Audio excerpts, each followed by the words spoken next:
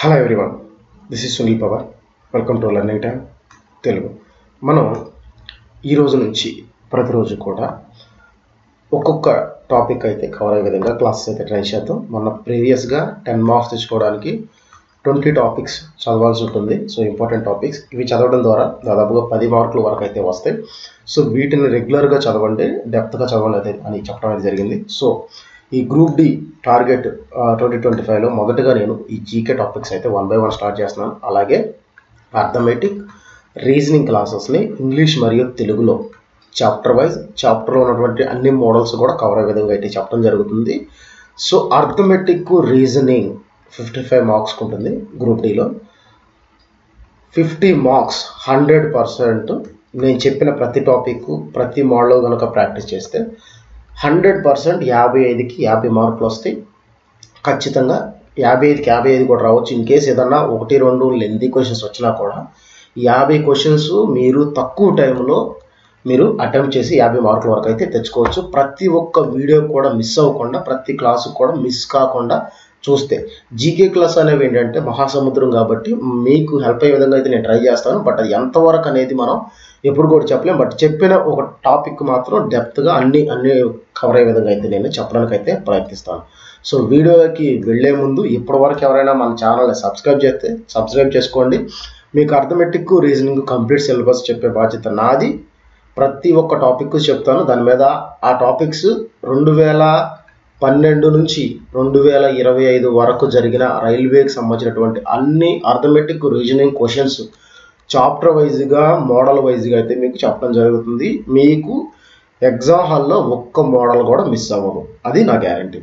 So ఇప్పటివరకు ఎవరైనా మన ఛానల్ సబ్స్క్రైబ్ చేసుకోకపోతే చేసుకోండి. మన టెలిగ్రామ్ గ్రూప్ లింక్ నేను మీకు కింద డిస్క్రిప్షన్ ఇస్తాను, అలాగే బయోలో కూడా ఇస్తాను, జాయిన్ అవ్వండి. అలాగే మన ఇన్స్టాగ్రామ్లో కూడా జాయిన్ అవ్వండి. సో ఇంకా లేట్ చేయకుండా ఈరోజు టాపిక్ కనుక మాట్లాడుకుంటే మనం old books and authors. So old books and author దాని గురించి అయితే మాట్లాడుకుందాం. హిస్టరీ నుంచి కూడా మనకి ప్రతిసారి కూడా ఎగ్జామ్లో కొన్ని క్వశ్చన్స్ అడుగుతున్నాడు. బుక్ ఎవరు రాశారు, సో ఆథర్ ఎవరు, book written by author, so ఇలా సంథింగ్. సో ఎవరు రాశారు, అలాగే ఏ రాజు టైంలో రాపిచ్చారు కూడా అడుగుతున్నారు, అలాగే ఏ లాంగ్వేజ్లో రాశారు అడుగుతున్నారు, థీమ్ ఏంటో కూడా అడుగుతున్నారు. అంటే ఏ థీమ్ అంటే ఆ బుక్ పర్పస్ ఏంటి, ఆ బుక్ లవ్ స్టోరీకి సంబంధించిందా, యుద్ధానికి సంబంధించిందా, ఒక లైఫ్ స్టోరీ, ఆ బయోనా, అది ఏంటనేది. సో బుక్, సో ఇవన్నీ కూడా మనం ఈ వీడియోలో చేసుకుందాం. సో మామూలుగా బుక్ ఆథర్ మాత్రమే చెప్తారు, మనం ఎక్స్ట్రాగా ఇంకొంచెం డెప్త్గా వెళ్ళైతే టాపిక్ అయితే డిస్కస్ చేసుకుందాం. సో ముందుగా who is the author of the Kadambari book యొక్క ఆథర్ ఎవరు, ఆ బుక్ని రాసింది ఎవరని అడుగుతున్నారు. సో ఆ బుక్ను వచ్చేసరికి రాసిన వ్యక్తి బాణభట్ట గారు ఈ కాదంబరి బుక్ అయితే రాయటం జరిగింది. ఈ కాదంబరి బుక్ అనేది ఈ కాదంబరి వర్సెస్ చంద్రపీడ సంబంధించి వీళ్ళిద్దరికి సంబంధించినటువంటి లవ్ స్టోరీ అన్నమాట. ఒక రొమాంటిక్ నవల. దీన్ని రాసింది సాంస్క్రిట్లో రాయటం జరిగింది, సాంస్క్రిట్లో రాశారు. ఇది ఒక love story, so romantic love story. ఇది కాదంబరి మరియు చంద్రపీడకు సంబంధించినటువంటి లవ్ స్టోరీ అనమాట. రాసిన వ్యక్తి బాణభట్ట గారు అయితే రాయటం జరిగింది. నెక్స్ట్ వచ్చేసరికి రాజతరంగిణి. సో రాజతరంగిణి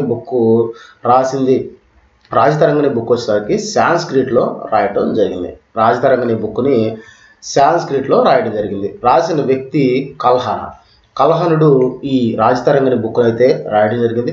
ఇది కూడా సాంస్క్రిట్లో రాశారు. అలాగే ఈ బుక్ నార్త్ ఇండియా ఇంకా డెప్త్కి వెళ్ళిపోతే మనకి జమ్మూ అండ్ కాశ్మీర్లో ఉన్నటువంటి సంస్కృతిని రిప్రజెంట్ చేస్తూ జమ్మూ కాశ్మీర్ యొక్క హిస్టరీని, సంస్కృతిని, అక్కడ ఉన్నటువంటి దాని యొక్క ఆ రాష్ట్రానికి సంబంధించినటువంటి ఖ్యాతిని అన్నిటినీ కూడా ఈ రాజతరంగిణి బుక్లో ఈ కల్హనుడు దాన్ని రాయటం అయితే పొందుపరచడం అయితే జరిగింది. కంప్లీట్గా ఈ రాజతరంగిణి అనేది జమ్మూ కాశ్మీర్ అక్కడ ఉన్నటువంటి సాంస్క్రిట్కి సంబంధించినటువంటి హిస్టరీని ఇది సాంస్క్రిట్ లాంగ్వేజ్లో రాస్తూ రిప్రజెంట్ చేయడం అయితే జరిగింది. ఇండికా వచ్చేసరికి రాసిన వ్యక్తి మెగాస్తనీస్ గారు ఈ బుక్ అయితే రాయడం జరిగింది. ఈ మెగాస్తనీస్ అనే ఆయన మౌర్య సామ్రాజ్యంలో పోయేట అనమాట. ఈ మౌర్య సామ్రాజ్యానికి సంబంధించినటువంటి కల్చర్ ఏదైతే ఉందో వాళ్ళ యొక్క కల్చరు, వాళ్ళ యొక్క అలవాట్లు, భాష, వేష, ఆదరణ, భాష, వేష సంబంధించినటువంటి వాళ్ళ యొక్క కల్చర్ మొత్తాన్ని కూడా ఈ ఇండికా అనే బుక్లో మెగస్తనీస్ అయితే పొందుపరచడం జరిగింది. మెగస్తనీస్ అనే ఈ ఇండికా బుక్ అనేది కూడా సేమ్ సాంస్క్రిట్లో రాశారు, మెగస్తనీస్ అయినా రాశాడు. వాళ్ళ మౌర్యస్ యొక్క కల్చర్ గురించి ఉంటుంది. తుగ్లక్ నామా, సో తుగ్లక్ నామా వచ్చేసరికి రాసిన వ్యక్తి అమీర్ ఖుష్రో.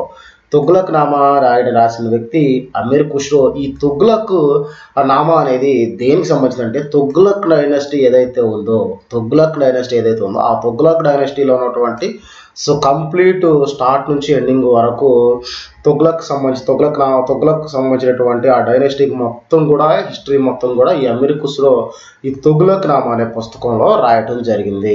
ఇది పర్షియన్ లాంగ్వేజ్లో అయితే రాశారు. తుగ్లక్ నామా అనేది పర్షియన్ లాంగ్వేజ్లో రాయటం జరిగింది. రామచరిత మానస్, సో రామచరిత మానస్ బుక్ అనేది ఈ తులసీదాస్ గారు అయితే రాయడం జరిగింది. రామచరిత మానస్ తులసీదాస్ అనేది రాయడం జరిగింది. దీన్ని మొదటగా హిందీ లాంగ్వేజ్లో రాశారు. దీన్ని హిందీ లాంగ్వేజ్లో రాయడం జరిగింది. రాసిన వ్యక్తి తులసీదాస్ గారు. ఇది వచ్చేసరికి ఏంటంటే లార్డ్ రామా జీవిత చరిత్రని ఆధారంగా తీసుకుని గుడ్ ఓవర్ ఈవిల్ అనే కాన్సెప్ట్తో రాయటం జరిగింది. అంటే సింపుల్గా చెప్పాలి అంటే చెడుపై మంచి విజయం, అలాగే ఒక దెయ్యం మీద దేవుడి విజయం అంటాం కదా, అలా negative to good, negative and positive. So negative మీదకి పాజిటివ్ యొక్క విన్నింగ్ని, అది కూడా రామా యొక్క లైఫ్ స్టైల్ని దాని ఆధారంగా తీసుకుని రాసినటువంటి బుక్ రామచరిత మానస్. రాసిన వ్యక్తి తులసీదాస్ గారు. దీన్ని రాసిన లాంగ్వేజ్ అయితే హిందీ లాంగ్వేజ్లో రాయటం జరిగింది. నెక్స్ట్ వచ్చేసరికి అక్బర్ నామా రాసిన వ్యక్తి అబుల్ ఫజల్. అక్బర్ నామా రాసింది అబుల్ ఫజల్. ఈ అబుల్ ఫజల్ అయినా ఈ అక్బర్ నామా అంటే అక్బర్ యొక్క హిస్టరీని అబుల్ ఫజల్ గారు అక్బర్ నామాలో రాయటం జరిగింది. దీన్ని మొదటగా రాసిన లాంగ్వేజ్ పర్షియన్ లాంగ్వేజ్లో రాయటం అయితే జరిగింది. మొదటగా ఈ అక్బర్ నామా యొక్క పేరు ఐన్-ఇ-అక్బరి అనేది ఈ పర్షియన్ లాంగ్వేజ్లో రాసినటువంటి అప్పుడు ఉన్నటువంటి టైటిల్. ఫస్ట్ పర్షియన్ లాంగ్వేజ్లో రాయటం, టైటిల్ వచ్చేసరికి ఐన్-ఇ-అక్బరి. అక్బర్ నామా రాసిన పర్సన్ వచ్చేసరికి అబుల్ ఫజల్. నెక్స్ట్ వచ్చేసరికి లైఫ్ డివైన్ అనేది రాసిన వ్యక్తి అరవింద్ ఘోష్ గారు రాయటం జరిగింది. లైఫ్ డివైన్ అనేది రాసిన వ్యక్తి అరవింద్ ఘోష్ గారు అయితే రాయడం జరిగింది. ఇది స్పిరిచువల్ ఇవాల్యూషన్స్ గురించి రాయడం జరిగింది. ఈ లైఫ్ డివైన్ అనేది రాయడం జరిగింది. దీన్ని మొదటగా రాసింది ఇంగ్లీష్లోనే. నెక్స్ట్ రత్నావళి. సో రత్నావళి అనేది ఇది ఒక సాంస్క్రిట్లోనే రాసినటువంటి బుక్, సాంస్క్రిట్ బుక్కే. బట్ ఇది వచ్చేసరికి ఏంటంటే ప్రిన్సెస్ రత్నావళి గారి గురించి రాసినటువంటి బుక్. అలాగే దీంట్లో ఉండేది ఏంటంటే లవ్ స్టోరీ అండ్ ఆ కోర్టులో ఆవిడ పెళ్లి చేసుకున్నప్పుడు ఆ కోర్టులో జరిగినటువంటి సందర్భాలన్నింటినీ కూడా దీంట్లో రిప్రజెంట్ చేయడం జరిగింది. ఇది రత్నావళి వర్సెస్ ఉదయాన అనే పర్సన్ యొక్క లవ్ స్టోరీ. రత్నావళి మరియు ఉదయాన వాళ్ళిద్దరి యొక్క లవ్ స్టోరీ. ఆ లవ్ స్టోరీని రాసిన వ్యక్తి రాసినటువంటి వ్యక్తి హర్షవర్ధనుడు. రాసినట్టు లాంగ్వేజ్ సాంస్క్రిట్లో రాయటం జరిగింది. నెక్స్ట్ వచ్చేసరికి who is the author of the glimpses of old history యొక్క ఆథర్ ఎవరంటే జవహర్ లాల్ నెహ్రూ గారు ఈ గ్లింప్సెస్ ఆఫ్ ఓల్డ్ రికార్డ్ని అయితే రాయటం జరిగింది. ఈయన దేని గురించి రాశారు అంటే డిస్కవరీ ఆఫ్ ఇండియా అంటే ఇది మన భారతదేశం యొక్క స్వతంత్రాన్ని, భారతదేశంలో స్వతంత్రం ఎలా వచ్చింది దానికి సంబంధించినటువంటి ఇన్ఫర్మేషన్ అంతా కూడా ఈ గ్లింప్సెస్ ఆఫ్ ఓల్డ్ హిస్టరీలో అయితే ఈయన జవహర్ లాల్ గారు మెన్షన్ చేయడం అయితే జరిగింది. నెక్స్ట్ సత్యార్థ్ ప్రకాష్ గారు. ఈ సత్యార్థ్ ప్రకాష్ అనే ఈ బుక్ని రాసిన వ్యక్తి ఎవరంటే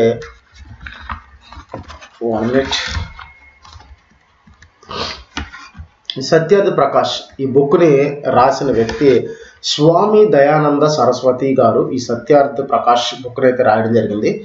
ఈ బుక్ వచ్చేసరికి కనుక చూసుకుంటే ఇది ఆర్య సమాజం గురించి రాయటం అయితే జరిగింది. ఇది 1875 ADలో అయితే రాశారు.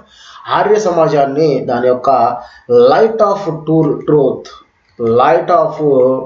ట్రూత్ అనే దాన్ని అనేది రిప్రజెంట్ చేస్తూ, అంటే దాని గురించి చెప్తూ దానికి ఆధారంగా ఆర్య సమాజాన్ని తీసుకుంటూ Hindu based on the Vedas మొత్తం కూడా ఈ వేదాస్ హిందూ బేస్డ్లో ఉన్నటువంటి వేదాలన్నింటినీ కూడా దీంట్లో పొందుపరుస్తూ హిందువులు ఫాలో అయ్యేటువంటి వేదాలు ఏమన్నాయో వాటన్నిటిని కూడా పొందుపరుస్తూ ఈ ఆర్య సమాజాన్ని దాన్ని హైలైట్ చేస్తూ 1975లో రాసినటువంటి బుక్.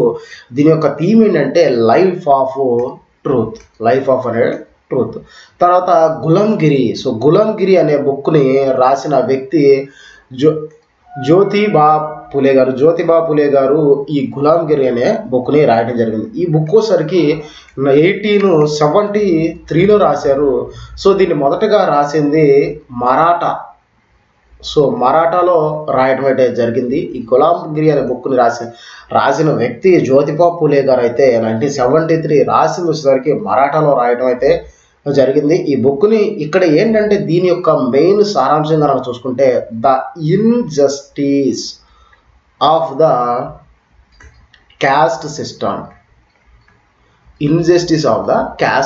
అంటే క్యాస్ట్ సిస్టమ్ మీద ఒక ప్రాపర్ న్యాయం అనేది జరగటం లేదు అని చెప్పి, అంటే ఈ జ్యోతిబా పులే గారు కంప్లీట్గా ఈ దళిత్ అనే దానికి మెయిన్గా ఈయన దళితులు అనే అంబేద్కర్ గారికి ముందు ఈ దళిత్ అనే పదాన్ని, దళితులు అనే వాళ్ళకి సపోర్ట్గా మొదటి నుంచి వాళ్ళ యొక్క హక్కుల గురించి పోరాడిన వ్యక్తి. దాని గురించే ఈ గులాంగిరి అనే బుక్ అయితే రావడం జరిగింది. The injustice of the cast system అనే దాన్ని దీంట్లో అయితే రిప్రజెంట్ చేయడం జరిగింది. ఇది రాసిన లాంగ్వేజ్ వచ్చేసరికి మరాఠా. తర్వాత వచ్చేసరికి ముద్ర రాక్షసం. సో ముద్ర రాక్షసం రాసిన వ్యక్తి విశాఖ దత్త ఈ బుక్ అయితే రాయడం జరిగింది. ఈ బుక్ అనేది డిటెక్టివ్ బుక్ అనమాట. అంటే ఇప్పుడు తీసినటువంటి ఏదైతే ఈ డిటెక్టివ్ మూవీస్ ఉన్నాయో దానికి సంబంధించి ఈ ముద్ర రాక్షసం బుక్లోనే ఈ డిటెక్టివ్ జోనర్కి సంబంధించినటువంటిది విశాఖ దత్తుడు అప్పట్లోనే రాయడం జరిగింది. ఇది కూడా ఏంటంటే సాంస్క్రిట్లోనే రాయటం జరిగింది. ఈ బుక్ను కూడా ఈయన సాంస్క్రిట్లోనే రాయటం జరిగింది. నెక్స్ట్ వచ్చేసరికి అష్టాధ్యాయ గ్రంథాన్ని పాణిని రాయటం జరిగింది. అష్టాధ్యాయ గ్రంథాన్ని పాణిని, కొన్ని తెలుగులో పాణిలి అంటారు, బట్ పాణిని అని ఆయన అయితే ఈ అష్టాధ్యాయ పుస్తకాన్ని అయితే రాశాడు. ఇది కూడా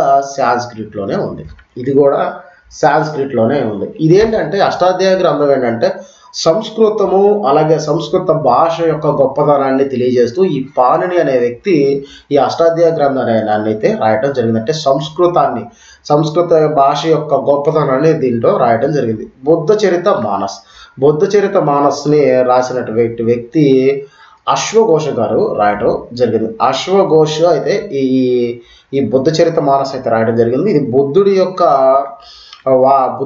వాదాన్ని, బుద్ధుడి యొక్క అభిప్రాయాలని ఈ బుక్లో వీళ్ళు మెన్షన్ చేయడం జరిగింది. అంటే బుద్ధుడు ఏం కోరుకున్నాడు, ఆయన జీవిత చరిత్ర ఎలా ఉంది, ఆయన యొక్క ఒపీనియన్స్ ఏంటి, వాటికి సంబంధించినటువంటిది ఈ బుద్ధ చరిత్ర రాసిన వ్యక్తి అశ్వఘోష్ గారు. నెక్స్ట్ వచ్చేసరికి అభిజ్ఞాన శాకుంతలం రాసిన వ్యక్తి కాళిదాస్ గారు. ఈ అభిజ్ఞాన శాకుంతలాన్ని రాసిన వ్యక్తి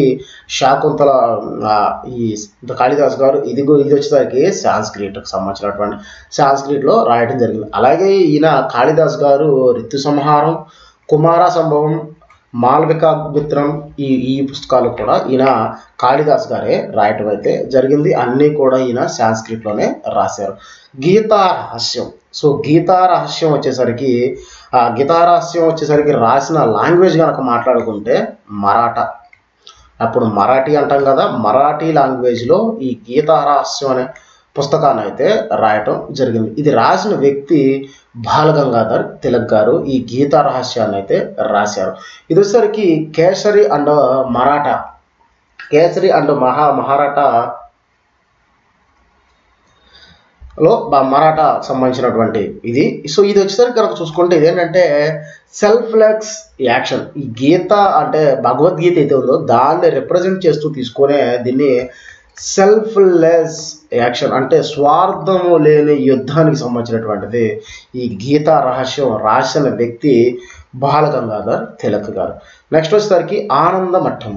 ఆనంద మఠం అంటే మనం ఆనంద మత్ అని చెప్పేసి అని అంటారు. సో ఇది వచ్చేసరికి ఆనంద మఠ్ బుక్ రాసినటువంటి వ్యక్తి బకిం చంద్ర చటర్జీ గారు ఈ ఆనంద మఠ్ అనేది రాయడం జరిగింది. బకిం చటర్జీ గారు ఇక్కడ కనుక చూసుకుంటే the national song of India Vande Mataram is taken from the novel Anandamath. So ఇదంతా కూడా ఆనంద మఠం దాని నుంచే ఇదైతే తీసుకోవడం జరిగింది. ఆనంద మఠం నుంచే మనం ఈ నేషనల్ సాంగ్ ఏదైతే ఉందో దాన్ని తీసుకోవడం జరిగింది. దీనిని బెంగాలీలో రాశారు, అలాగే అదే టైంలో ఒకేసారి హిందీలో కూడా రాయడం జరిగింది. ఈ బాలగంగాధర్ తిలక్ అని ఆయన బెంగాలీ మరియు హిందీలో ఒకేసారి అయితే రాయడం జరిగింది. ఇది ఏంటంటే 18th సెంచరీలో రాసినటువంటి బుక్ ఇది. దీంట్లో ఉన్నటువంటి థీమ్ ఏంటంటే inspired by the Indians independence. అంటే అప్పట్లోనే 18th సెంచరీలోనే భారతదేశంలో ఉన్నటువంటి కొంతమంది స్వతంత్రం కోసం పోరాడారు కదా. సో ఆ పోరాటాలను తీసుకుని దానికి సంబంధించినటువంటి దాన్ని దీనిలో అయితే రిప్రజెంట్ చేస్తూ రాశారన్నమాట. అంటే 18వ శతాబ్దంలో భారతదేశం ఉన్నటువంటి ప్రజలు స్వతంత్రం కోసం ఎలా పోరాడారు అనేది ఈ ఆనంద మఠం అనేది. ఇంకా చూసుకుంటే ఇదంతా కూడా అంటే వాటినే మళ్ళీ చిన్న ఇదిలాగా చేసిన సుశ్రుత సంహిత రాసినది సుశ్రుతుడు, సర్జికల్ ఆపరేషన్ సంబంధించినటువంటిది. అలాగే బ్రహ్మ సమాజానికి వచ్చేసరికి వరాహ మిత్రుడు అయితే రాయడం జరిగింది బ్రహ్మ సమాజాన్ని. హూ డిస్కవర్డ్ జీరోని ఎవరు డిస్కవర్ చేశారంటే బ్రహ్మగుప్త, ఇండియన్ నెపోలియన్ అయితే డిస్కవర్ చేయడం జరిగింది బ్రహ్మగుప్త. తర్వాత కామసూత్ర అని వాంఛాయన అని ఆయన అయితే రాయటం జరిగింది. నీతి శాస్త్రం అని కామాంధకుడు రాయటం జరిగింది. అలాగే మృచ్చకటికం వచ్చేసరికి శుద్రకుడు. అలాగే అమరకోశం వచ్చేసరికి అమరసింహ. అలాగే ప్రాకృత అశోక వచ్చేసరికి వారారుచి సాంస్క్రిట్లు అయితే రాయటం జరిగింది. ఇవి కూడా మనకి ఇంపార్టెంటే, కొన్ని అక్కడ మిస్ అయినవి ఇక్కడ నేనైతే రాయడం జరిగింది. గులాం గిరి గురించి మాట్లాడుకున్నాం, మహాత్మా జ్యోతిబా ఫులే గారు. రాజతరంగంలో వచ్చేసరికి కలహన, గీతా గోవింద్ వచ్చేసరికి జయదేవ్, అష్టాధ్యాయ వచ్చేసరికి మహర్షి పాణిని. అలాగే అర్థశాస్త్రం వచ్చేసరికి కౌటిల్యుడు, మహాభాష్యం వచ్చేసరికి పతాంజలి గారు, పంచతంత్ర వచ్చేసరికి విష్ణు శర్మ గారు, అలాగే ఇండికా వచ్చేసరికి మగస్తనీస్ గారు అయితే రాయటం జరిగింది. సో ఇవన్నీ కూడా మనకి ఇంపార్టెంటే, ఇవన్నీ కూడా మనకి ప్రీవియస్లో వచ్చినటువంటి క్వశ్చన్సే. సో వీటన్నిటిని కూడా అయితే ముందుగా ఇవి ప్రిపేర్ అవ్వండి. ఇంకా కొన్ని ఉన్నాయి, సో వాటిని సమయం అనుసారంగా నేను నెక్స్ట్ వీడియోస్లో కూడా కవర్ అయ్యే విధంగా చెప్తాను. ఇవేంటంటే ఆల్రెడీ ఈ ఎగ్జామ్లో అడిగినటువంటి ప్రశ్నలు, ఇప్పుడు నేను చెప్పినవి ఆల్రెడీ ఎగ్జామ్లో అడిగినటువంటి ప్రశ్నలు. ఇంకా అడగనివి మనం ఇక్కడ ఇంపార్టెంట్ ఆఫ్ బుక్స్, ఆథర్స్, రీసెంట్వి, కరెంట్ అఫైర్స్ బేస్గా అంటే 2024, 2025 కూడా మనం చదవాల్సింది. ఎందుకంటే ఎగ్జామ్ లాస్ట్ ఇయర్ జరుగుతుంది కాబట్టి వీటిలో ఈ బుక్స్కి 2020-24లో కొత్తగా రాసిన బుక్స్ కానీ, వాళ్ళకి వచ్చినట్టు అవార్డ్స్ కానీ, అలాగే కొన్నిసార్లు అవసరం అయితే 2023 కూడా అయితే చదవాల్సి ఉంటుంది ఈ బుక్స్ సంబంధించి. ఎందుకంటే బుక్స్ టాపిక్స్ చాలా ఇంపార్టెంట్.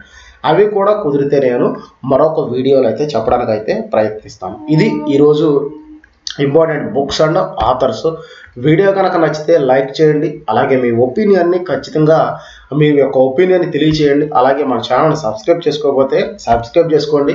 మన ఛానల్ సబ్స్క్రైబ్ చేసుకుని బెల్ ఐకాన్ ఆన్ చేసుకుని రెగ్యులర్గా వాచ్ చేయడం ద్వారా అర్థమెటిక్, రీజనింగ్, స్టాటిక్ జీకేకి సంబంధించినటువంటి క్లాసెస్ని మీరు రెగ్యులర్గా చూడవచ్చు. అవి ఖచ్చితంగా మీకు ఎగ్జామ్కి అయితే ఉపయోగపడతాయి. సో ఇది ఈరోజు క్లాస్ అయితే. Thank you for watching.